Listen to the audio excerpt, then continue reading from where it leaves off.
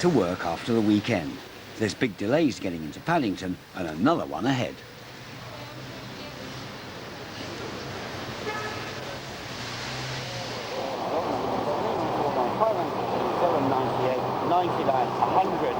I'm the 101st person queuing for this taxi. And here's the 102nd. Do step into the queue. We'll be here for a long time. Really?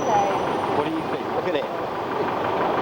You're number 102. I've just counted it. Later on, apologies as the 5:30 from Paddington to Carmarthen is cancelled. For two commuters, it's their second letdown today. Yeah, well, you're up at 6 o'clock, you're at the station 10 to 7 for the 7:05. First, you know, in good time for that train. And the next thing you find out, the 7:05 is cancelled at about 7:25, they tell you that. Then the 7:25 arrives about 20 to 8. So it means that I arrived in Paddington at 9:45, when that's the time that I was due to be at the start of the course. I took the little one in with me today because she doesn't start school for next week, so I was babysitting. So it's been an additionally long day for Anna. And for Henry. And for Henry. Henry yeah. the bear, he's had a bad day as well. So they've had a bad day, Teddy's had a bad day, but what about the people who've been running Great Western? Well, the original directors are smiling. They became millionaires when they sold their shares earlier this year. It was a fantastic turnaround for the directors who got the wonderful millionaire windfall payments earlier this year, wasn't it? Was it 10 of the original directors bought the business cheap from the taxpayer, became millionaires overnight when they sold out? Well, it's not for me to comment on the ramifications of privatisation. My job is to make the railway perform today. What I will say, though, is at the time of that takeover, within 3 days of it happening, another £30 million worth of investment in new trains was announced by First Group because of the sort of muscle they've got and the investment backing they got from the city. We wouldn't have had that if it hadn't been for the takeover. And yet we saw money going straight out of the industry when the new millionaires trousered their payoff. But enormous investment committed in the industry at the same time. It's a high price to pay, isn't it? Well, I don't know. We need new trains. We're a growing business. We're carrying more people now than at the time of privatisation. We're running 30 extra trains, 30 more than we were in 1994, and we need investment in new trains. Now, I'm not complacent. I know we have got a lot more to do, and it'll take quite a long while before we can gain people's confidence again.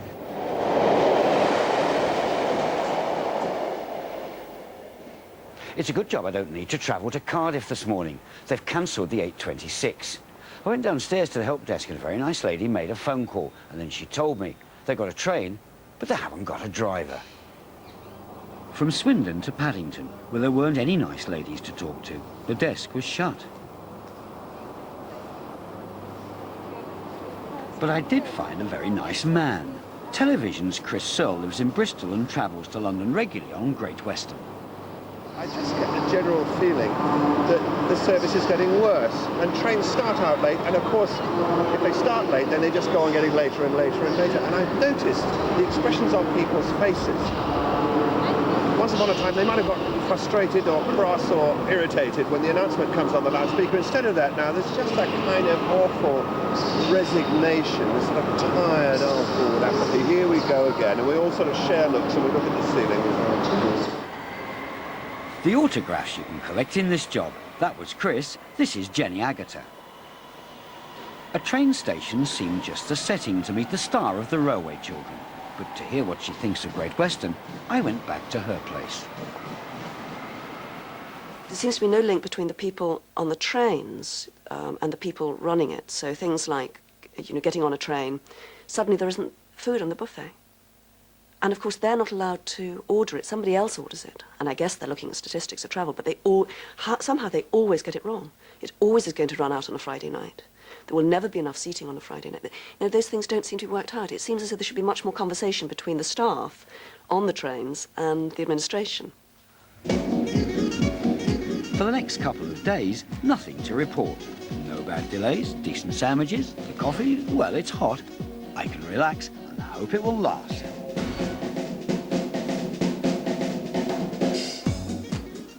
But a couple of good days don't convince Lucy Pinnock. She commutes between her home in Wiltshire and work in London, and she's fed up. It was very stressful, travelling with Great Western. The worst part of it was the unreliability. I could expect during the month of July that probably about half a dozen times the train was on time. Other than that, it ran late or it was cancelled. She's had enough. She's selling up so she can use a different rail company. It got to the stage where you were actually grateful if it was only 15 minutes late. And I mean, that's not acceptable. At the end of the day, you're tired, you want to be able to get on a train that leaves on time and gets you home. I'm very distressed to learn of her circumstances. I believe she was travelling in from Westbury, as I understand it, and we have in the past had some particular problems on that route. We've dealt with those, but it is, we carry 1.5 million people a month, and you know, it's particularly distressing when you get in any individual case when the important job that we do really messes up people's lives.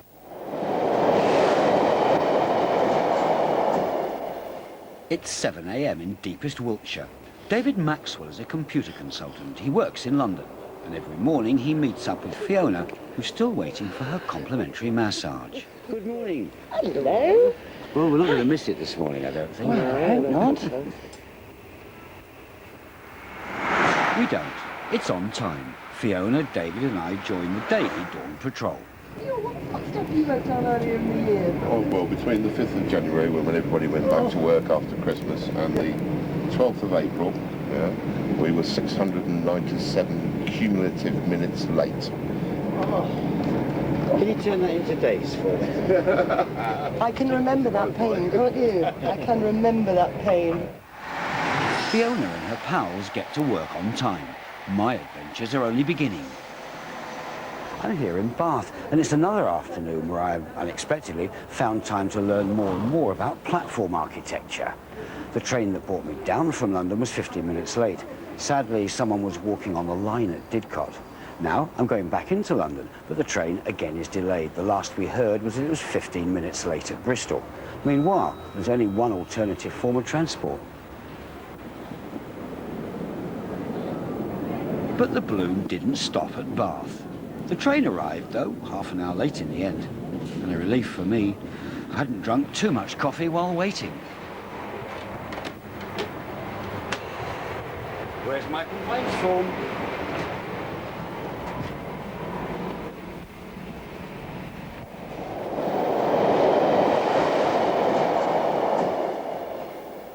Friday afternoon, and Great Western becomes Late Western.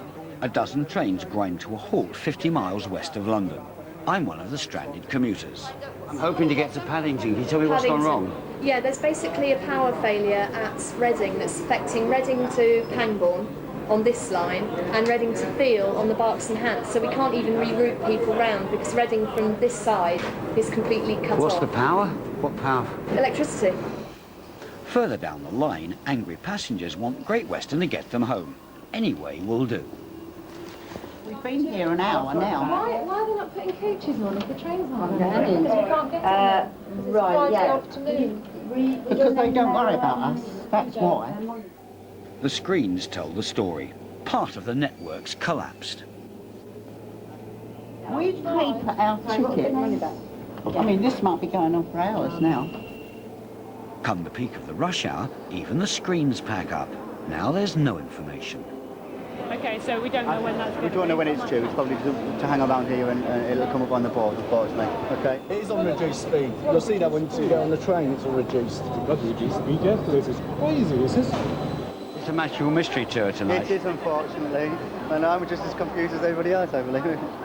I have a young baby, she's 6 weeks old, upstairs, crying. I don't know where I'm meant to catch my train to Twyford from. I've looked up on the board, there's no information whatsoever. I've been over to information over there, it's shut. Now I've got to get in the queue. Nobody knows anything. Well, it's actually my birthday and I was abandoned at the station. I've got to cook for 8 people tonight who are coming at 7:30. I was leaving early just to get home to start cooking, etc., etc.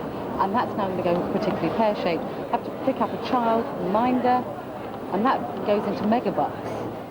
If we could go and find out somewhere, then it'd be good. But they're just like saying, "Oh, we don't know." As confusion grows, Great Western closed their help desk. It's supposed to stay open until 9:30 p.m. But on this chaotic day, the doors shut at 6. It's customer service doesn't cost them anything at all, really, at the end of the day. I mean, it's not like rolling stock or anything like that. To have somebody there to answer your questions would cost them next to nothing. I think it's outrageous, really. Now a driver's gone missing. Let's hope he's listening to the tannoy. Special announcement, please, for the driver of 2Z63. Would you please note that your train is going past to Didcot and then all stations to Oxford. Thank you. Great Western run the trains, but they didn't cause this chaos. The fault lies with Railtrack, who make £1 million a day looking after the lines and signalling. They were responsible for 40% of the delays during my month on the trains. What happened at Reading? It was due to a cable failure. As a consequence of that, a lot of trains were held up in the Reading area just after lunch. And although we actually solved the physical problem fairly quickly, there was a substantial knock-on effect on other trains throughout the rest of the afternoon while the service got back to normal. I have every sympathy for anyone who was affected by that incident, which obviously must have been very frustrating indeed.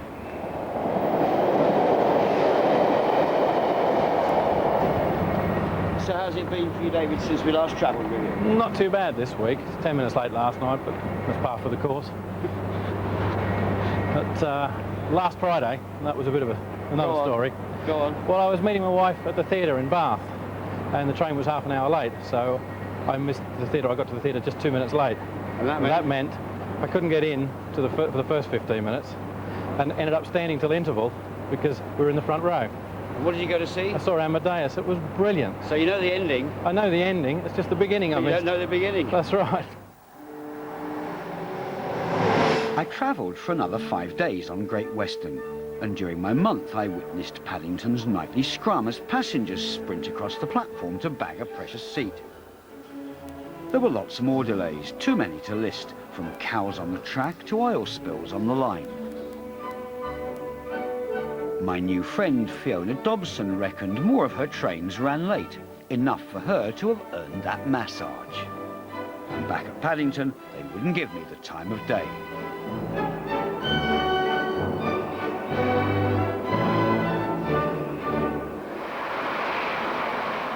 Last month, Labour Party delegates had their own problems reaching their Blackpool conference on Virgin services. And the Deputy Prime Minister, John Prescott, called the privatised rail network a national disgrace. When will the likes of Great Western finally deliver for passengers? Do you think there'll be any need for us to redo this interview in another year's time, or will there be no cause? I hope there'll be every cause, because it's a very exciting time for railways in the UK. We're running more trains than ever, carrying more passengers than ever, and I think there'll be a very good story to tell about the successes of Great Western trains. In a year's time? Yes, I do. Mr. Cooper will be watching.